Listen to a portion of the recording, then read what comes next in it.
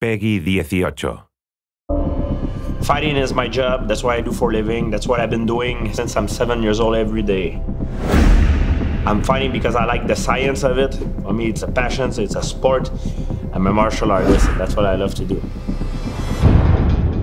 GSP is George St. Pierre, the current welterweight champion of the UFC. He's a phenomenal mixed martial artist. He's such an expert in his field. And the chance to work with a guy like George is a tremendous opportunity. I'm here to make the video game, actually, to help the guys help the team, to give them some insight of what I think, to make it more authentic, make it more real. Throughout the development of this game, we've been heavily influenced by MMA, karate, kung fu, wrestling, jiu-jitsu, and that, in a lot of ways, mirrors George's fighting style.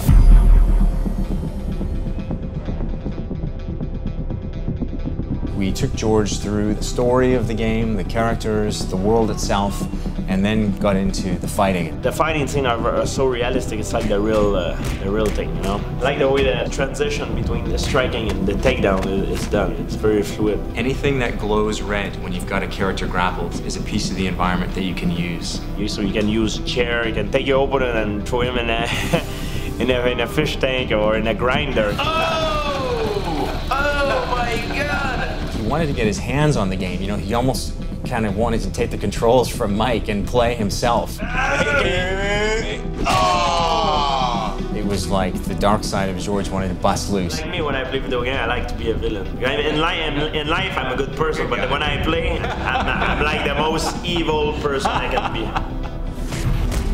And then we brought in Liberty Walker and Soda Yoyama, two guys who've been key to the development of our fighting and our locomotion. And the great thing about these guys meeting George is that Soda and Liberty are both fighters themselves. Whenever we are trying to implement some new moves, we get up, start throwing the punches, then see how it feels. So we would often work through what worked mechanically from our martial arts background, trying to keep with more believable moves. Soda and Liberty are very committed in what they do. They're very meticulous in their work. So Soda, you want to bring up on your end like the jump kick?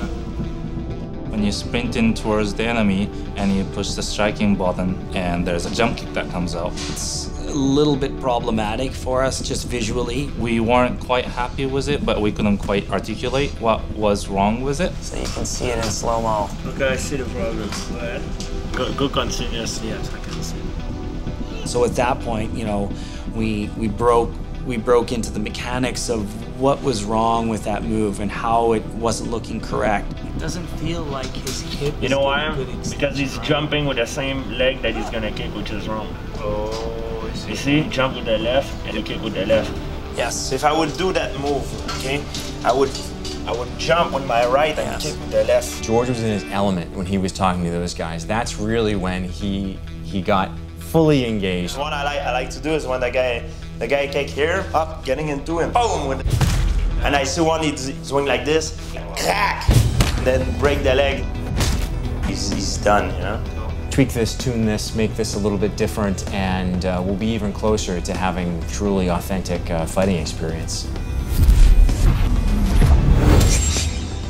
We talked a little bit about the flying punch. It's one of my favorite moves in the fighting, but I've learned new version of it and new ways to apply it. You know, the one I use with my front end that everybody knows, and I like to combine it with the leg kick. I'm not watching you the leg.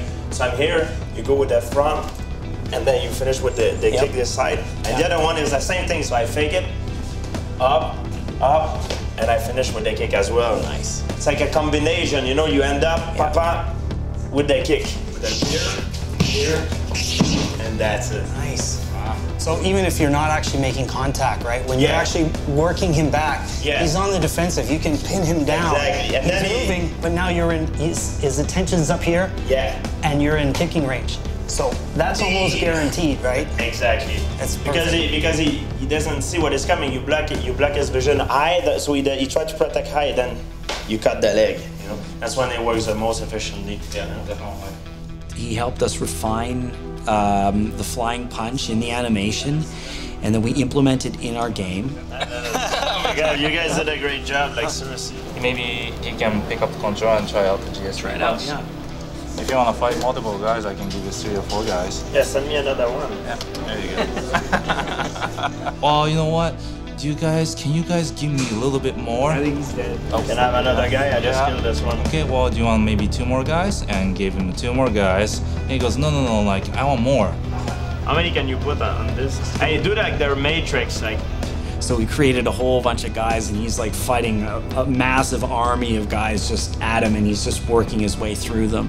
George absolutely helped us take the game to, I think, just another level. Having a guy who really embodies what MMA is today come in and actually help us tweak up our fighting, which is really the cornerstone of the gameplay experience. Doing more and more stuff like that is crucial for game development, and actually getting to meet the experts in the field and the people who really live that lifestyle and understand that lifestyle. And the fact that we actually have stuff in the game that's representative of him. Oh, my fighting shorts. You got it, man. The main thing about it, the reason why we play game is to entertain ourselves, to have fun.